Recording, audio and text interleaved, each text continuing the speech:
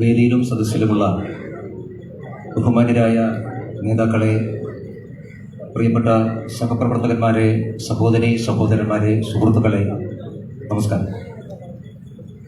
കേരളത്തിലെ ഏതാണ്ട് 7000-ഓളം വരുന്ന ശക്തി കേന്ദ്ര പ്രമുഖന്മാരുടെ സമ്മേളനമാണ് ബഹുമാനപ്പെട്ട പ്രധാനമന്ത്രിയുടെ വരവും പ്രതീക്ഷിച്ചുകൊണ്ട് ഈ നഗരിയിൽ കാത്തിരിക്കുന്നു. കഴിഞ്ഞ ഒരു 6 മാസക്കാലമായി നമ്മളെല്ലാവരും നമുക്ക് നിശ്ചയിച്ചിട്ടുള്ള 3-4 ബൂത്തുകളുടെ ചുമതല ഏറ്റെടുത്തുകൊണ്ട് രാജ്യം ഭരിക്കുന്ന കേന്ദ്ര സർക്കാരിൻ്റെ ജനോപകാരപ്രദമായിട്ടുള്ള പദ്ധതികളും പരിപാടികളും ജനങ്ങളിലേക്ക് എത്തിക്കാൻ വേണ്ടിയിട്ടുള്ള പരിശ്രമത്തിന് നേതൃത്വം കൊടുക്കുകയാണ്. ആ പരിശ്രമത്തിൻ്റെ വിജയകരമായ പൂർത്തീകരണത്തിൻ്റെ ഒരു പ്രധാനപ്പെട്ട ഘട്ടമാണ് ഇന്ന് നമ്മളെല്ലാവരും ഒരുമിച്ച് ചേരുമ്പോൾ ഈ സമ്മേളനത്തിലേക്ക് നമ്മൾ അഭിവാദ്യം ചെയ്യാൻ വേണ്ടി ബഹുമാനപ്പെട്ട പ്രധാനമന്ത്രി എത്തിച്ചേരുമ്പോൾ കേരളത്തിൽ സംഭവിക്കുന്നത്. കേരളം മാറാൻ വേണ്ടി പോകുന്നു എന്നുള്ളത് ഒരു വർത്തമാനകാല യാഥാർത്ഥ്യമാണ്. ഈ യാഥാർത്ഥ്യത്തെ ഉൾക്കൊള്ളാൻ ഇനിയും സാധിക്കാത്ത ധാരാളം ആളുകൾ നമ്മുടെ കേരളത്തിലുണ്ട്. കഴിഞ്ഞ പ്രാവശ്യം തൃശ്ശൂരിൽ ബഹുമാനപ്പെട്ട പ്രധാനമന്ത്രി വന്നപ്പോൾ അവിടെ തടിച്ചുകൂടിയിട്ടുള്ള 10,000-കണക്കിന് മഹിളകളും അതിലേറെ വരുന്ന പാർട്ടി പ്രവർത്തകന്മാരും അനുഭാവികളുമെല്ലാം ശ്രീ പ്രധാനമന്ത്രിക്ക് വിസ്മയാതീതമായ വർണ്ണാഭമായ ഒരു സ്വീകരണം നൽകിയപ്പോൾ അന്ന് കേരളത്തിലെ CPM-ന്റെയും കോൺഗ്രസിന്റെയും നേതൃത്വവും ആ നേതൃത്വം പറയുന്ന അതേപടി വിഴുങ്ങാൻ തയ്യാറായിട്ടുള്ള ഒരു വിഭാഗം മാധ്യമങ്ങളും ഏറ്റുപിടിച്ചത് നരേന്ദ്രമോദിയുടെ മാജിക്കൊന്നും കേരളത്തിൽ ചെലവാകില്ല എന്നുള്ളതാണ്. ഇന്നലെ വീണ്ടും അദ്ദേഹം കൊച്ചിയിലെത്തി. വൈകുന്നേരം 7-7:30 മണിക്ക് 10,000-കണക്കിന് ആളുകൾ ഈ കൊച്ചി നഗരത്തിൽ അദ്ദേഹത്തെ കാത്തിരുന്നു. ഇന്ന് പുലർച്ചെ 5:15 മണിക്ക് നമ്മുടെ നാട് ഉണരും മുമ്പ് ഗുരുവായൂരിൽ ശ്രീ പ്രധാനമന്ത്രിയെ സ്വീകരിക്കാൻ ആയിരങ്ങളാണ് ഒഴുകിയെത്തിയത്. തൃപ്രയാറിൽ ക്ഷേത്ര സന്ദർശനത്തെത്തിയുള്ള ബഹുമാനപ്പെട്ട പ്രധാനമന്ത്രിയെ തൃപ്രയാറിന്റെ മണ്ണിലും കാത്തിരുന്നത് ആയിരക്കണക്കിന് ആളുകളാണ്. നരേന്ദ്രമോദിജി പോകുന്നിടത്തെല്ലാം ഒഴുകിയെത്തുന്ന ഈ 10,000-ങ്ങളെ കണ്ടിട്ടും ആ മാറ്റം ഉൾക്കൊള്ളാൻ സാധിക്കാതെ ഒട്ടകപ്പക്ഷിയെ പോലെ ഊഴിയിലേക്ക് തലതാഴ്ത്തിയിരിക്കുന്ന ആളുകളോട് ഒരു കാര്യം മാത്രമേ ഞാൻ പറയാൻ ആഗ്രഹിക്കുന്നുള്ളൂ. കാലിനടിയിലെ മണ്ണൊലിച്ചു പോകുന്നത് അവരാരും അറിയുന്നില്ല, അറിഞ്ഞിട്ടും അറിയില്ല എന്ന് അവർ അഭിനയിക്കുകയാണ്. അവർ നമ്മളെ ആവർത്തിച്ചോർമ്മിപ്പിക്കുന്ന ഒരു കാര്യമുണ്ട്. നരേന്ദ്രമോദി വരുമ്പോ 10,000-ങ്ങൾ കൂടുമ്പോ ഭാരതീയ ജനതാ പാർട്ടി പ്രവർത്തകന്മാർ ഈ കേരളത്തിലെ വീട് വീടാന്തരം കയറിയിറങ്ങുമ്പോ അവർ നമ്മളെ ഓർമ്മിപ്പിക്കുന്ന ഒരു കാര്യമുണ്ട്. ഇത് കേരളമാണ്. അവർ ആവർത്തിച്ച് നമ്മളെ ഓർമ്മിപ്പിക്കുന്നുണ്ട്. CPM-ന്റെയും കോൺഗ്രസിന്റെയും യുഗകൾ എല്ലായ്പ്പോഴും നമ്മളോട് പറയുന്നത് ഇത് കേരളമാണ് എന്നാണ്. അവരോട് തിരിച്ചു കേരളത്തിൽ ഭാരതീയ ജനതാ പാർട്ടി പ്രവർത്തകന്മാർക്കും പറയാനുള്ള ഒരു വലിയ കാര്യം, അതെ, ഇത് കേരളമാണ്. ഈ കേരളം CPM-ന്റെയും കോൺഗ്രസിന്റെയും തറവാട്ട് സ്വത്തല്ല എന്ന് അവരെ ബോധ്യപ്പെടുത്താൻ, അവരെ ഓർമ്മപ്പെടുത്താൻ നമുക്ക് സാധിക്കും. ഈ കേരളം സൃഷ്ടിച്ചത് കമ്മ്യൂണിസ്റ്റ് പാർട്ടിയല്ല. ഈ കേരളം സൃഷ്ടിച്ചത് മാർക്സിയൻ സിദ്ധാന്തങ്ങളല്ല. ഈ കേരളം ഉണ്ടാക്കിയത് ഭൗതികവാദമല്ല. ഈ കേരളത്തെ സൃഷ്ടിച്ചതിന്റെ പുറകിൽ ഒരു വലിയ ആധ്യാത്മികതയുടെ, സാംസ്കാരികതയുടെ ഒരു വലിയ പ്രവാഹമുണ്ട്. അത് ഈ രാജ്യത്തിന്റെ സാംസ്കാരിക തനിമയുടെ പ്രവാഹമാണ്. ശ്രീനാരായണ ഗുരുദേവൻ ഉഴുതുമറിച്ച മണ്ണാണ് കേരളത്തിന്റെ മണ്ണ്. മാറ്റുവിൻ ചട്ടങ്ങളെ എന്ന എക്കാലത്തെയും വലിയ വിപ്ലവഗീതം ഈ ലോകത്തിൽ സമ്മാനിച്ച കുമാരനാശാന്റെ പാദസ്പർശമേറ്റ് പുളകിതമായിട്ടുള്ള മണ്ണാണ് ഈ കേരളത്തിന്റെ മണ്ണ്. ഭാരതം എന്ന പേർ കേട്ടാൽ അഭിമാനപൂരിതമാകണം അന്തരംഗമെന്ന് ആവർത്തിച്ച് മലയാളി ഓർമ്മിപ്പിച്ച വള്ളത്തോളിന്റെ മണ്ണാണ് ഈ കേരളത്തിന്റെ മണ്ണ്. പുല്ലായെങ്കിലും ഈ മണ്ണിൽ പുലരാൻ പുണ്യമുദിച്ചെങ്കിലെന്ന് പാടിയ പൂന്താനത്തിന്റെ മണ്ണാണ് ഈ കേരളത്തിന്റെ മണ്ണ്. ദേശീയ സ്വാതന്ത്ര്യ സമരത്തിന് വേണ്ടി പോരാടി ആ പോരാട്ടത്തിൽ ജീവാകുതിയേകാൻ തയ്യാറായിട്ടുള്ള എണ്ണമറ്റ പോരാളികളെ വളർത്തിയെടുത്ത മണ്ണാണ് കേരളത്തിന്റെ മണ്ണ്. ഈ മണ്ണ് മുഹമ്മദ് അബ്ദുറഹ്മാൻ സാഹിബിന്റെ മണ്ണാണ്. ഈ മണ്ണ് കേളപ്പജിയുടെ മണ്ണാണ്. ഈ മണ്ണ് ശ്രീശങ്കരന്റെ മണ്ണാണ്. ഈ മണ്ണ് അയ്യ വൈകുണ്ഠസ്വാമിയുടെ മണ്ണാണ്. ഈ മണ്ണ് അയ്യങ്കാളിയുടെ മണ്ണാണ്. ഈ മണ്ണ് ചട്ടമ്പി സ്വാമികളുടെ മണ്ണാണ്. അവിടെയൊന്നും കമ്മ്യൂണിസ്റ്റുകാര് പേരിന് പോലും ഈ ആധുനിക കേരളം സൃഷ്ടിക്കുന്ന ഈ വലിയ പ്രവാഹത്തിൽ ഏതെങ്കിലും ഒരു കമ്മ്യൂണിസ്റ്റുകാരുടെ പേരുണ്ടോ? ഏതെങ്കിലും ഒരു മാർക്സിയൻവാദിയുടെ പേരുണ്ടോ? പിന്നെ എന്തടിസ്ഥാനത്തിലാണ് നിങ്ങൾ ഈ കേരളത്തിന്റെ കുത്തക ഏറ്റെടുക്കുന്നത്? എന്തടിസ്ഥാനത്തിലാണ് കേരളം നിങ്ങളാണ് ഉണ്ടാക്കിയത് പറയുന്നത്? നിങ്ങൾ കേരളത്തെ ഉണ്ടാക്കുകയല്ല ചെയ്തിട്ടത്, നിങ്ങൾ ഈ കേരളത്തെ തകർക്കുകയാണ് ഉണ്ടായത്. 1956 മലയാളം സംസാരിക്കുന്ന എല്ലാവരും ഒരുമിച്ച് ചേർന്ന് കേരളം എന്നൊരു പുതിയ സംസ്ഥാനം രൂപം കൊള്ളുമ്പോൾ ഒരുപാട് പ്രതീക്ഷകളായിരുന്നു മലയാളികളുടെ മണ്ണിൽ. സ്വയം പര്യാപ്തമാകുന്ന ഒരു നാട്, നമുക്കതിന് സാധിക്കുമായിരുന്നു. എല്ലാ അർത്ഥത്തിലും വിഭവങ്ങൾ കൊണ്ട് സമൃദ്ധമായിരുന്നു ഈ കേരളത്തിന്റെ മണ്ണ്. 44 നദികളിലൂടെ സമൃദ്ധമായി ഒഴുകുന്ന ജലസമ്പത്ത് കൊണ്ട് അനുഗ്രഹീതമായിരുന്നു ഈ നാട്. ലോകത്തിലെ ഏറ്റവും വലിയ അധ്വാനശീലരായിട്ടുള്ള മനുഷ്യ വിഭവം കൊണ്ട് സമ്പൂർണമായിരുന്നു ഈ മലയാളത്തിന്റെ മണ്ണ്. കവികൾ, സാഹിത്യകാരന്മാർ, കലാകാരന്മാർ, വിപ്ലവകാരികൾ, അങ്ങനെ എല്ലാം കൊണ്ടും അനുഗ്രഹിച്ച ഈ മലയാളം, ഈ കേരളം നിർഭാഗ്യവശാൽ കമ്മ്യൂണിസ്റ്റുകാരുടെ കയ്യിലാണ് അകപ്പെട്ടു പോയത്. 1957 മലയാളിയുടെ നിർഭാഗ്യമാണ് EMSഉം CPIയും കേരളത്തിൽ അധികാരത്തിൽ വന്നത്. കുരങ്ങന്റെ കയ്യിലെ പൂമാല പോലെ ഈ മലയാളത്തെ തകർത്തെറിഞ്ഞത്, മലയാളത്തിന്റെ ആത്മാഭിമാനത്തെ ചോദ്യം ചെയ്തത്, ഈ നാട് സ്വയം പര്യാപ്തമെന്ന് ആഗ്രഹിച്ച പൂർവികന്മാരുടെ എല്ലാ സ്വപ്നങ്ങളെയും തകർത്തെറിഞ്ഞു പോയത് അത് കമ്മ്യൂണിസ്റ്റ് പാർട്ടി കേരളം ഭരിച്ചതിന് ശേഷമാണ്. അതുകൊണ്ടാണ് ഞാൻ സൂചിപ്പിച്ചത്, ആധുനിക കേരളത്തിന്റെ ശ്രദ്ധാക്കളല്ല ഈ കേരളത്തെ തകർത്തെറിഞ്ഞവന്റെ കൂട്ടത്തിലാണ് കമ്മ്യൂണിസ്റ്റ് പാർട്ടികളുള്ളത്, കമ്മ്യൂണിസ്റ്റ് നേതൃത്വമുള്ളത്. അതിന് കുടപിടിച്ചു കൊടുക്കുകയാണ് കോൺഗ്രസും ഈ കേരളത്തിൽ ചെയ്തിട്ടുള്ളത്. അതിനൊരു മാറ്റമുണ്ടാകണമെന്നാണ് ഭാരതീയ ജനതാ പാർട്ടി ആഗ്രഹിക്കുന്നത്. ആ മാറ്റത്തെക്കുറിച്ചാണ് പുതിയ കേരളം എന്നുള്ള ആശയം നാം മുമ്പോട്ട് വെക്കുന്നത്. പുതിയ കേരളം ആത്മാഭിമാനത്തിന്റെ കേരളമാണ്. പുതിയ കേരളം ആത്മവിശ്വാസത്തിന്റെ കേരളമാണ്. പുതിയ കേരളം ആത്മഹർഷത്തിന്റെ പുതിയ കേരളമാണ്. പുതിയ കേരളം സമൃദ്ധിയുടെ, സ്വയം പര്യാപ്തതയുടെ കേരളമാണ്. ആ കേരളത്തെ സൃഷ്ടിക്കാൻ വേണ്ടിയിട്ടുള്ള പരിശ്രമമാണ് ഭാരതീയ ജനതാ പാർട്ടി ശ്രീ നരേന്ദ്രമോദിയുടെ നേതൃത്വത്തിൽ കേരളത്തിൽ നാം സംഘടിപ്പിക്കുന്നു. ഇന്ന് നമ്മുടെ വർത്തമാനകാല കേരളത്തെക്കുറിച്ച് നമുക്ക് എല്ലാവർക്കും അറിയാം. കൂടുതൽ പറയണമെന്ന് ഞാൻ ആഗ്രഹിക്കുന്നില്ല. എല്ലാ അർത്ഥത്തിലും നമ്മുടെ കേരളം തകർന്നു പോയിരിക്കുന്നു. ഏത് മേഖലയിലാണ് കേരളത്തിൽ ഒരു നേട്ടമുണ്ട് എന്ന് പറയാൻ സാധിക്കില്ല. ഏത് മേഖലയിലാണ് നാം മുമ്പോട്ട് പോകുന്നുണ്ട് എന്ന് പറയാൻ സാധിക്കുക. ഒരുപക്ഷെ കേരളത്തിന്റെ ചരിത്രത്തിൽ ഇത്രയും ദുരന്തമായി മാറിയിട്ടുള്ള ഒരു ഗവൺമെന്റ്, പ്രിയപ്പെട്ടവരെ, കേരളത്തിൽ മുമ്പ് എപ്പോഴെങ്കിലും ഉണ്ടായിട്ടുണ്ട് എന്ന് എനിക്കറിയില്ല.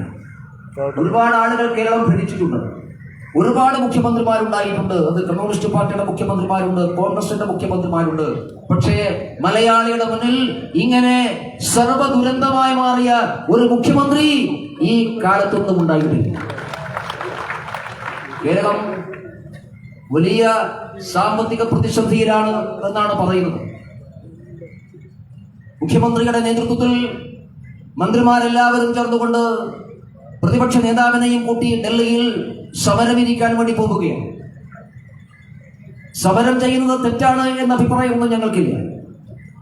പക്ഷെ കേരളത്തിന്റെ ഈ സാമ്പത്തിക പ്രതിസന്ധിയുടെ ഉത്തരവാദി ആര് എന്ന ഒരു വലിയ ചോദ്യമുണ്ടല്ലോ. ആ ചോദ്യത്തിന് ഉത്തരം പറയാൻ, ജനങ്ങളോട് മറുപടി പറയാൻ സംസ്ഥാനത്തെ ഗവൺമെന്റിന്, ഈ കേരളം ഭരിക്കുന്നവർക്ക് ബാധ്യതയുണ്ടല്ലോ. പല കാരണങ്ങളുണ്ടാകാം.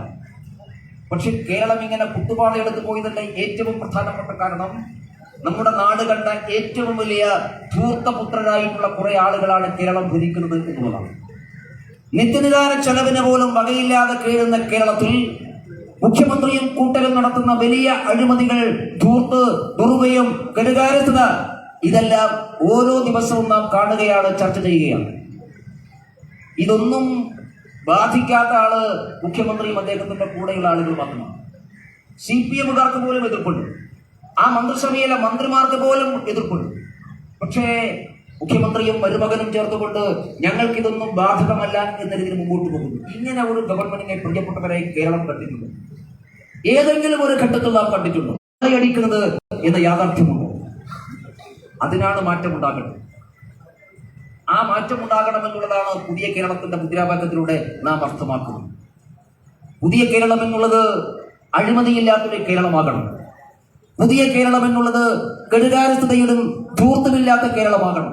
മാതൃകയാണ്. ആ മാതൃകക്കനുസരിച്ച് പുതിയ കേരളം സൃഷ്ടിക്കുവാൻ വേണ്ടി നമുക്ക് സാധിക്കണം.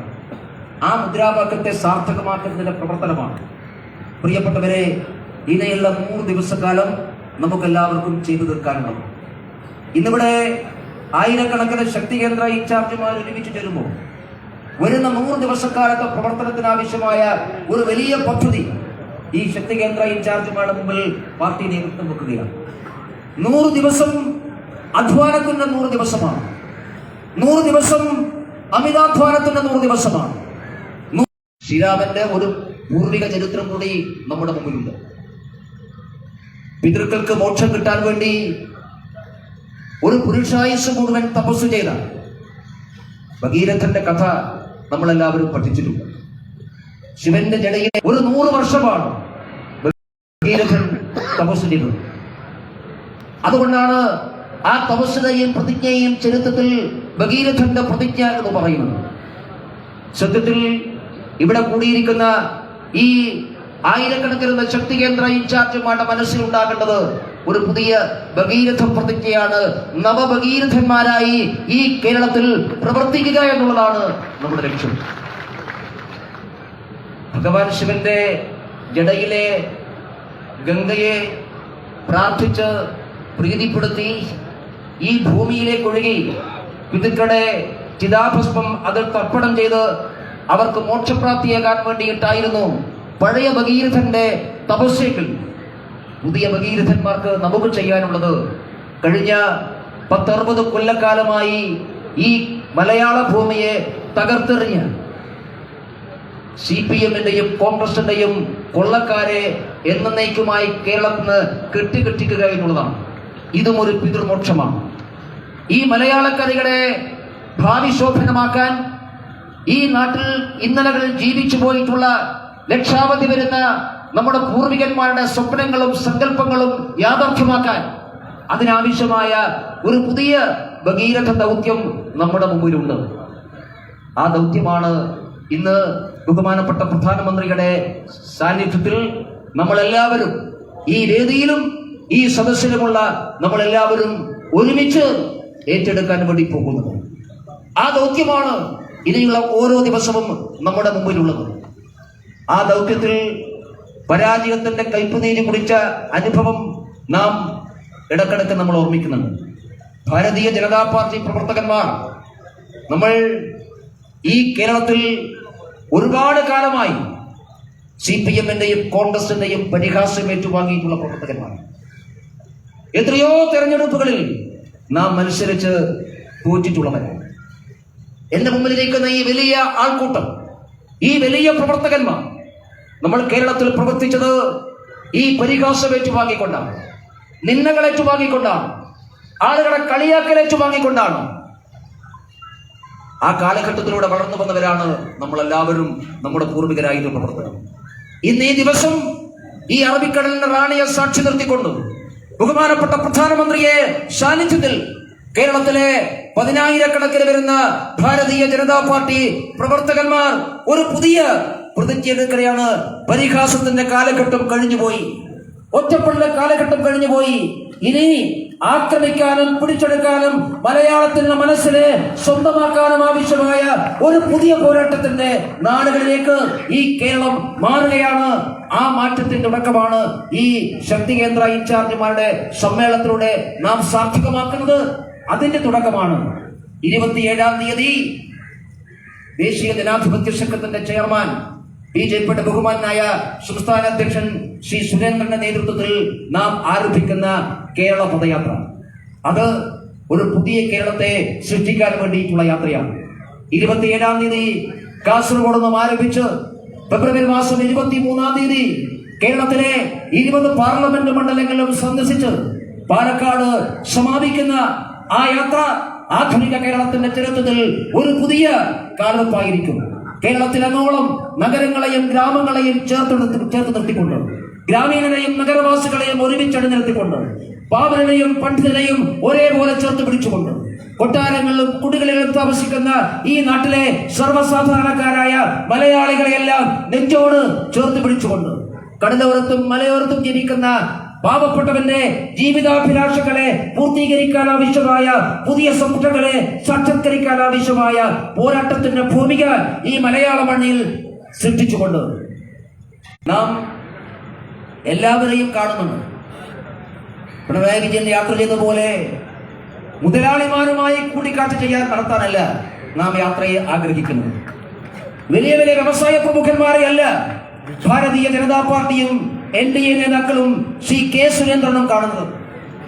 അദ്ദേഹം കാണുന്നത്, BJP നേതൃത്വം കാണുന്നത് ഈ മണ്ണിൽ പണിയെടുക്കുന്നവരെയാണ്, ഈ മണ്ണിൽ സാധാരണക്കാരെയാണ്, പാടത്ത് പണി ചെയ്യുന്നവരെ, പണിശാലകൾ തൊഴിലെടുക്കുന്നവരെ, മലയോരത്തിൽ നിന്ന് മണ്ണിൽ അധ്വാനിച്ച് ജീവിക്കുന്നവരെ, കടലിന്റെ തിരമാലകളോട് മല്ലിട്ടുകൊണ്ട് ജീവിതത്തെ പൂവണിയിക്കുന്നവരെ, അങ്ങനെ പാവപ്പെട്ടവർ, സാധാരണക്കാർ, കർഷകർ, തൊഴിലാളികൾ, അവരെല്ലാവരെയും കാണുന്നു.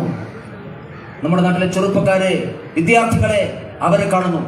അങ്ങനെ മലയാളികളെ മൊത്തം ചേർത്ത് പിടിച്ചുകൊണ്ടാണ് അദ്ദേഹം 30 ദിവസക്കാലം ഈ കേരളത്തിൽ ദേശീയ ജനാധിപത്യ ശക്തത്തിന്റെ യാത്ര ആരംഭിക്കുന്നത്. ആ യാത്രയാണ് 27-ാം തീയതി കാസർഗോഡ് നിന്നും ആരംഭിക്കുന്നത്. 23 ഫെബ്രുവരി 23-ാം തീയതി പാലക്കാട് സമാപിക്കുന്നത്. എന്റെ മുമ്പിലിരിക്കുന്ന ശക്തി കേന്ദ്ര പ്രമുഖന്മാരായിട്ടുള്ള എന്റെ സഹപ്രവർത്തകന്മാരോട് ഒരു കാര്യം അഭ്യർത്ഥിച്ചുകൊണ്ട് ഞാൻ അവസാനിപ്പിക്കാം. ഈ പദയാത്ര കേരളത്തിന്റെ രാഷ്ട്രീയ ചരിത്രം മാറ്റിമറിക്കുന്ന യാത്രയാക്കി മാറ്റാൻ നമുക്ക് സാധിക്കണം. മലയാളിയുടെ ആഗ്രഹങ്ങളെയും അഭിലാഷങ്ങളെയും പൂർത്തീകരിക്കുന്ന യാത്രയാക്കി മാറ്റാൻ നമുക്ക് സാധിക്കണം. ഓരോ മലയാളിയുടെ മനസ്സിന്റെയും അവന്റെ ഇടിപ്പുകളെ സാക്ഷാത്കരിക്കുന്ന, അവന്റെ സ്വപ്നങ്ങളെ സാക്ഷാത്കരിക്കുന്ന യാത്രയാക്കി മാറ്റാൻ സാധിക്കണം.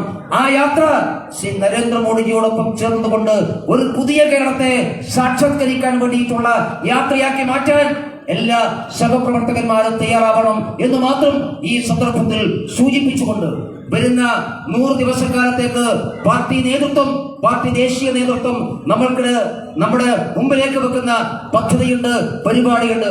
ഇനിയുള്ള 2-3 ദിവസത്തിനുള്ളിൽ നിങ്ങളുടെ എല്ലാവരുടെയും ഇടത്തേക്ക് ഓരോ ബൂത്തിലും വരുന്ന 100 ദിവസക്കാലം നാം ബൂത്തുകൾ കേന്ദ്രീകരിച്ചുകൊണ്ട് ചെയ്യേണ്ട പ്രവർത്തനത്തിന്റെ പദ്ധതികൾ പാർട്ടി ദേശീയ നേതൃത്വം ആവിഷ്കരിച്ചിട്ടുണ്ട്. ഇനിയുള്ള 2-3 ദിവസത്തിനുള്ളിൽ എല്ലാ ശക്തി കേന്ദ്ര പ്രമുഖന്മാരുടെയും കൈകളിലേക്ക് ആ പദ്ധതികളെത്തും.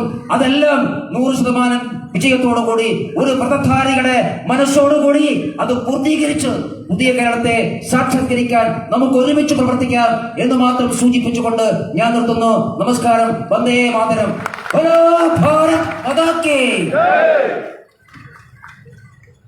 നന്ദി ശ്രീ MD രമേശ് ജി, മലയാളികളെ അവരുടെ ചരിത്ര ദൗത്യം ഓർമ്മിപ്പിച്ചതിന്. ഇപ്പോൾ നമ്മുടെ വേദിയിൽ ആദരണീയനായ സംസ്ഥാന അധ്യക്ഷൻ ശ്രീ KS സുരേന്ദ്രൻജി അവർ എത്തിയിട്ടുണ്ട്. അദ്ദേഹത്തെ ഏറെ ആദരവോടെ ഇവിടെ തടിച്ചുകൂടിയ 10,000-കണക്കിന് ആൾക്കാരുടെ പേരിൽ സ്വാഗതം ചെയ്തു. പരിപാടി നമ്മൾ ഔപചാരികമായി തുടങ്ങുകയാണ്. പ്രധാനമന്ത്രി ഏതാനും നിമിഷങ്ങൾക്കകം നമ്മെ അഭിസംബോധന ചെയ്യാൻ വേണ്ടി എത്തുന്നതാണ്. അതിനുമുൻപ് ചെറിയൊരു അറിയിപ്പുണ്ട്. നമ്മുടെ ഉച്ചഭക്ഷണം എന്ന രീതിയിൽ ഒരു ലഘുഭക്ഷണം തയ്യാറാക്കിയിട്ടുണ്ട്. പ്രധാനമന്ത്രി വേദി വിട്ടതിന് ശേഷം അതത് ജില്ലാ കൗണ്ടറുകളിൽ നിന്നാണ് അത് ശക്തി കേന്ദ്ര ഇൻചാർജന്മാര് സ്വീകരിക്കേണ്ടത്. അതിന് ജില്ലാ അധ്യക്ഷന്മാരും ജനറൽ സെക്രട്ടറിമാരും കൗണ്ടറുകളിലെത്തി ആ പ്രവർത്തനത്തിന് നേതൃത്വം കൊടുക്കണമെന്ന് അറിയിക്കുകയാണ്. പരിപാടിയിൽ വന്ദേ മാതരം ആലപിക്കുന്നതിനു വേണ്ടി കുമാരി ശ്രീനിധിയെ ക്ഷണിക്കുന്നു.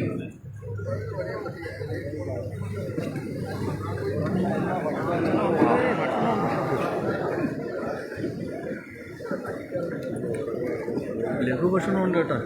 ഒരു ലഡു വേണോ? മാതരം വന്ദേ മാതരം സുജലാ ശുഭലാ മലയജ ശീതളാ സസ്യശ്യാമളാ മാതരം വന്ദേ മാതരം ശുഭ്രജ്യോത്സ്ന പുളകിതയാമിനി മുല്ലകുസുമിത ദ്രുപദശോഭിനി സുഹാസിനി സുമധുരവാഷിണി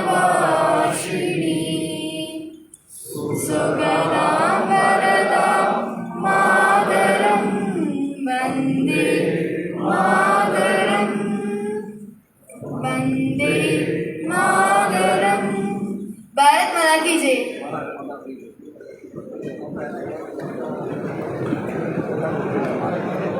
യോഗത്തെ അഭിസംബോധന ചെയ്യുന്നതിനു വേണ്ടി പാർട്ടിയുടെ അഖിലേന്ത്യാ ഉപാധ്യക്ഷൻ ശ്രീ AP അബ്ദുള്ളക്കുട്ടി അവരുടെ ആദരവോടെ ക്ഷണിക്കുന്നു.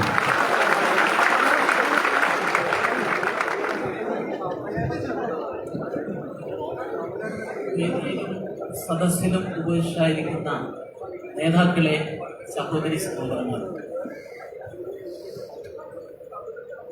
ശക്തി കേന്ദ്ര ഇൻചാർജുമാരായിട്ടുള്ള ഞാനും നിങ്ങളുമെല്ലാം ഭാഗ്യവാന്മാരാണ്. കാരണം ലോകസഭാ തെരഞ്ഞെടുപ്പിൻ്റെ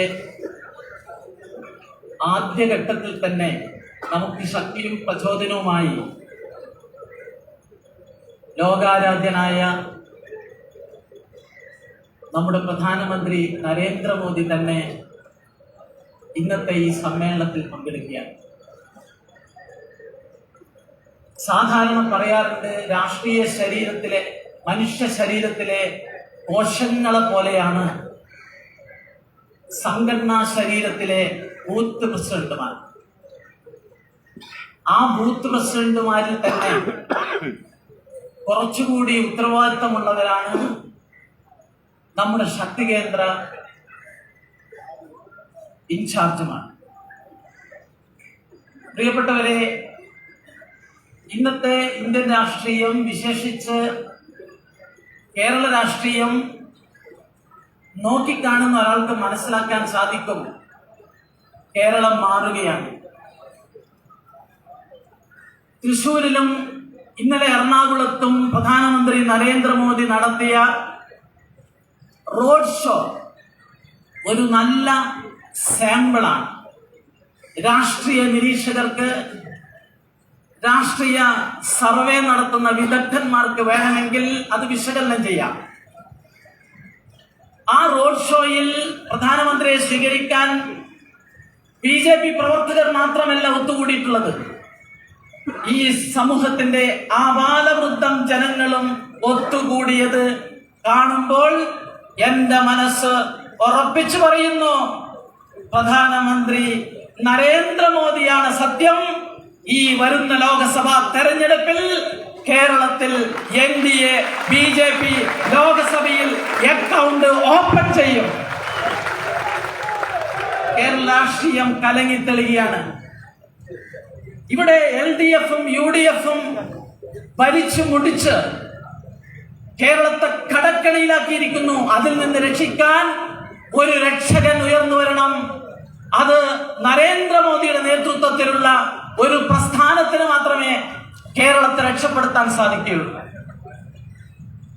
നമ്മുടെ സ്വാതന്ത്ര്യാനന്ത ഇന്ത്യ നേരിട്ട ഏറ്റവും വലിയ പ്രശ്നം അഴിമതിയായിരുന്നു. അത് വൻകിട പദ്ധതികളിൽ മാത്രമല്ല, സർക്കാരിന്റെ കൊച്ചു കൊച്ചു ക്ഷേമ പദ്ധതികളിൽ പോലും കേന്ദ്ര ഗവൺമെന്റ് മുമ്പ് 100 രൂപ കൊടുത്താൽ 15 രൂപയെ പാവപ്പെട്ടവന്റെ അക്കൗണ്ടിലെത്തും. നരേന്ദ്രമോദി എന്ന ദീർഘവീക്ഷണമുള്ള, ഏറ്റവും ഭരണപാഠമുള്ള നരേന്ദ്രമോദി കണ്ടുപിടിച്ചു 2014 ജൻധൻ അക്കൗണ്ട്. അന്ന് വരെ ബാങ്കിൽ 2.5 കോടി അക്കൗണ്ട് ഉണ്ടായിട്ടുള്ളൂ. ഇപ്പോൾ 55 കോടി അക്കൗണ്ട്. അങ്ങനെ നേരിട്ട് ജനങ്ങളുടെ അക്കൗണ്ടിൽ കൃത്യമായി പൈസ എത്തുന്നു. ഒരു ഉദാഹരണം പറയുകയാണെങ്കിൽ നരേന്ദ്രമോദിയുടെ ഫ്ലാഗ്ഷിപ്പ് പ്രോഗ്രാമാണ് കൃഷി സമ്മാൻ പദ്ധതി. ഇതുവരെ 34,000 രൂപ കൃഷിക്കാരുടെ അക്കൗണ്ടിലെത്തി. ഒരു നയാ പൈസയും ചോർന്നില്ല. അതാണ് നരേന്ദ്രമോദിയുടെ ടെക്നിക്ക്. ഞാൻ ഇവിടെ വെച്ച് പറയട്ടെ, ഈ പ്രപഞ്ചത്തിൽ അഴിമതി ഉന്മൂലനം ചെയ്യാൻ ദൈവം തമ്പുരാൻ നമുക്ക് നൽകിയിട്ടുള്ള മഹാസമ്മാനമാണ് നരേന്ദ്രമോദി എന്ന നേതാവ്. നരേന്ദ്രമോദിയുടെ ഏറ്റവും വലിയ ആകർഷകത്വം അഴിമതി വിരുദ്ധ നിലപാടാണ്. ആ നിലപാടിന് പുതിയ തലമുറയുടെ വലിയ പിന്തുണ കിട്ടിക്കൊണ്ടിരിക്കുകയാണ്. ന്യൂ ജനറേഷൻ നരേന്ദ്രമോദിയുടെ ഫാനായി മാറിയതിന് ഒരു കാരണം അതാണ്. രണ്ടാമത്തെ കാരണം നമ്മുടെ രാജ്യത്ത് നടക്കുന്ന ഇൻഫ്രാസ്ട്രക്ചർ ഡെവലപ്മെന്റ് ആണ്. ആ ഡെവലപ്മെന്റ് കന്യാകുമാരി മുതൽ കാശ്മീർ വരെ നമുക്ക് കാണാം. എല്ലാ സംസ്ഥാനങ്ങളിലും ചരിത്രത്തിലെ ഏറ്റവും വലിയ സഹായം കിട്ടിയ കാലമാണ്. ഇവിടെ LDFും UDFും പറയുന്നു കേന്ദ്രം അവഗണിക്കുന്നു എന്ന്. എന്നാൽ നിങ്ങൾക്ക് ഒന്നിച്ച് സമരം നടത്തിയാ പോരെ? നിങ്ങൾക്ക് ഇന്ത്യ മുന്നണി ഇവിടെ യാഥാർത്ഥ്യമാക്കിയാ പോരെ? ഞാൻ പറയട്ടെ, മുമ്പ് മൻമോഹൻ സിംഗിന്റെ കാലത്ത് കേരളത്തിന് കിട്ടിയത് 7,500 കോടി രൂപയാണെങ്കിൽ നരേന്ദ്രമോദിയുടെ 10 വർഷം കൊണ്ട് കേരളത്തിന് കിട്ടിയത് 73,000 കോടി രൂപ കിട്ടിട്ട് യാതൊരു ഉറപ്പും ഇല്ലാതെ പിണറായി വിജയൻ പറയാണ് കേന്ദ്രം ഞങ്ങൾ അവഗണിക്കുന്നു. ഇപ്പം കേന്ദ്ര അവഗണന പ്രഖ്യാപിച്ചിട്ട് പറഞ്ഞിട്ട് വരുന്ന ദിവസം CPM-കാർ ഒരു സമരം നടത്തിയാണ് മനുഷ്യച്ചങ്ങല. എവിടെയാ മനുഷ്യച്ചങ്ങല നടത്തുന്നതെന്നറിയോ? കേരളത്തിന്റെ ഒരറ്റം മുതൽ മറ്റേ അറ്റം വരെ നരേന്ദ്രമോദിയുടെ നേതൃത്വത്തിൽ നടക്കുന്ന 6 വരി പാതയുടെ ഓരത്താണ് നാണവും മാനവുമില്ലാതെ ഇവർ സമരം നടത്തുന്നത് എന്ന് പരിഹാസ്യമാണ്. 65,000 കോടി രൂപയുടെ 6 വരി പാതയുടെ അവരോട് ഞങ്ങൾക്ക് പറയാനുള്ളത്, പിണറായി വിജയനേക്കാൾ വലിയ കള്ളനായിരുന്നു കേന്ദ്രമന്ത്രി ചിദംബരത്തെ പിടിക്കാൻ നമ്മുടെ സത്യസന്ധരായ അന്വേഷണ ഏജൻസിക്ക് 10 വർഷം വേണ്ടി വന്നെങ്കിൽ ഞാൻ ഉറപ്പിച്ചു പറയുന്നു. ഈ യോഗത്തെ അഭിസംബോധന ചെയ്യുന്നത് പാർട്ടിയുടെ മുൻ സംസ്ഥാന അധ്യക്ഷനും ദേശീയ നിർവാഹക സമിതി അംഗവുമായ ശ്രീ PK കൃഷ്ണദാസ്ജിയാണ്.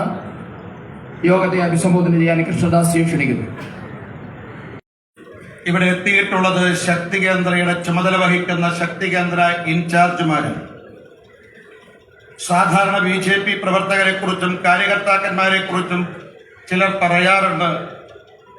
BJPയുടെ പ്രവർത്തകന്മാർ, കാര്യകർത്താക്കന്മാർ തോൽക്കുന്ന യുദ്ധത്തിലെ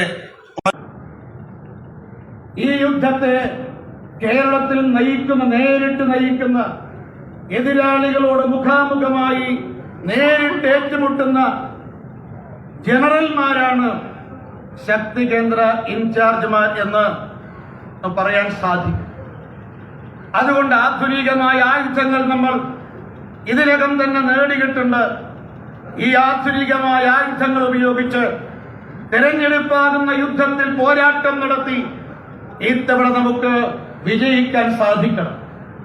നാം ജനറൽമാരാണെങ്കിൽ നമുക്ക് പിന്നിൽ അണിനിരക്കാൻ സൈനികരുണ്ടാകണം. ഓരോ ബൂത്തിലെയും പ്രസിഡന്റ്, ജനറൽ സെക്രട്ടറി, ഇൻചാർജുമാർ, അതിനുശേഷം വരുന്ന സർവ്വസാധാരണക്കാരായ പ്രവർത്തകന്മാർ, ഇവരാണ് നമ്മുടെ സൈനികർ. ഇനി അങ്ങോട്ടുള്ള 100 ദിവസത്തെ പ്രവർത്തനത്തിലൂടെ ഓരോ ബൂത്തിലെയും നമ്മുടെ പ്രവർത്തനത്തെ സക്രിയമാക്കി സജീവമാക്കി സർവ്വസാധാരണക്കാരായ മുഴുവൻ പ്രവർത്തകന്മാരെയും സൈനികരാക്കി മാറ്റി യുദ്ധത്തിന് വേണ്ടി സജ്ജമാക്കുക എന്നുള്ളതാണ് ഓരോ ശക്തി കേന്ദ്ര ഇൻചാർജുമാരുടെയും ചുമതല എന്ന് നാം മനസ്സിലാക്കുക. എണ്ണയിട്ടന്ത്രം പോലെ തങ്ങളുടെ കീഴിലുള്ള 3-4 വരുന്ന ബൂത്തുകളെ സജീവവും സക്രിയമാക്കി മാറ്റുക ഈ 100 ദിവസം കൊണ്ട് എന്നുള്ളതാണ് ശക്തി കേന്ദ്ര ഇൻചാർജുമാര് പ്രധാനമായും ചെയ്യേണ്ടത്. ആ ദൗത്യം നമുക്ക് പൂർണ്ണമായും നിർവഹിക്കാൻ സാധിച്ചാൽ തീർച്ചയായിട്ടും കേരളത്തിൽ ഇത്തവണ താമരകൾ വിരിയുമെന്ന കാര്യത്തിൽ യാതൊരു സംശയവും സംശയവും വേണ്ട. ഇപ്പോഴോ 2 ആഴ്ചക്കകം 2 തവണയാണ് നമ്മുടെ പ്രിയങ്കരനായ പ്രധാനമന്ത്രി കേരളം സന്ദർശിക്കുന്നത്.